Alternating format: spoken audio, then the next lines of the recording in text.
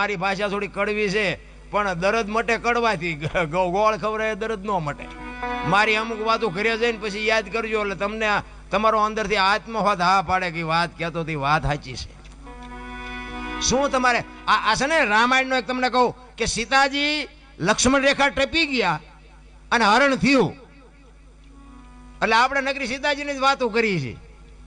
આપણે લક્ષ્મણ રેખા ન હોય, આ સંસારમાં આપણી લક્ષ્મણ રેખાયું ન હોય. દીકરાને હોય, બાપને હોય, માને હોય, દીકરીને હોય, વહુને હોય. બાપુ જે લક્ષ્મણ રેખા ઓળંગી જાય ને એનું આ દુનિયામાં હરણ જ થાય. કોઈને પાવર હોય કાઢી નાખજો. આ દીકરીને દીકરીની રીતે રહેવું પડે, બાપને બાપની રીતે રહેવું પડે, વહુને વહુની રીતે રહેવું પડે. બાપુ જે મર્યાદા તૂટી જાય ને એ લક્ષ્મણ રેખા ટપી ગયા જ કહેવાય. અને ટપી ગયા પછી પાડોશીએ તમારા ઘરના સકન ન લે. બાપુ સમજી લેજો કે તમારું હરણ થઈ ગયું. રાવણ મરી ગયા એવું વિચારતા જ નહીં. રાવણ તો ગામો ગામ છે, અમે તો બધે જાય એમ નહીં ખબર પડતી હોય, બધે છે. એમ ઘરની વાત ઘરમાં રખાય, બસ મને એટલી ખબર પડે.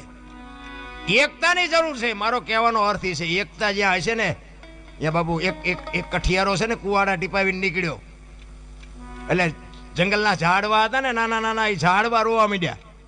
એટલે મોટા ઝાડવા હતા એને કીધું એટલે કે હું કામ રોવો છો?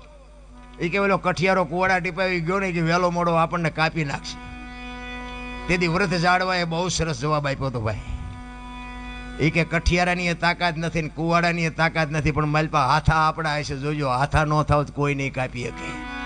એમ કવાડામાં બાપુ હાથા લાકડા ના હોય, નકરા કવાડા ગમે એમ મહેનત કરો તો ન કપાય. એમાં આપણા કુટુંબમાં જેથી વિખવાદ જાગે ને તેથી અંદર ઉતરીને જોજો એકાદો હાથો આપણો હોય, નકર જો એકતા હોય તો કોઈની તાકાત નથી, કોઈ કુટુંબ સામું જોઈ શકે. પછી સમાજ કોઈ બી હોય, કોઈ બી સમાજ બાપુ એકતા હોય ને એની જ મજા છે. તમે આ રામાયણ તમે જોવો તો ખરા. રામ જેદી વનમાં ગયો ને તેથી અયોધ્યાની ગાદી બાકસના ખોખા ઘોડે રખડતી હતી. નોખી નોખી માયુના છોકરા હતા. બાપુ કેટલો રાગ છે વિચાર તો કરો. હે નકર અયોધ્યાની ગાદી એટલે દશરથ તારો દરબાર, ઇન્દ્ર જેની આશા કરે, ભાઈઓ વિનાનું ભેકાર, કડવું લાગે કાગડા. લક્ષ્મણ કે મારે નથી જોતી, ભરત કે મારે નથી જોતી. અયોધ્યાની આવી ગાદી બાપુ કોઈ ધણી નહોતો. નોખી નોખી માયુના છોકરા. હવે એક માના બે હોય તો ખૂંટિયા ઘોડે કાતરતા હોય. બોલો આપણે એમ ગાવડા મારા દીકરા ચારે બડા કરે, કઈ નીકી નહીં. ક્યાં ગઈ રામાયણ? અને આ મહાભારત તમે જો, કૃષ્ણ પરમાત્માએ અર્જુનને માફ કરજો દુર્યોધનને કીધું કે હસ્તિનાપુરની ગાદી તમે લઈ લ્યો, પણ આ 5 ભાઈ છે, આમને ખાવું શું, 5 ગામ તો દો. એ કે હોના ના કઈ અણી જેટલું નથી દેવું. એ કે બાજવું પડશે, કે બાજવું છે પણ દેવું નથી.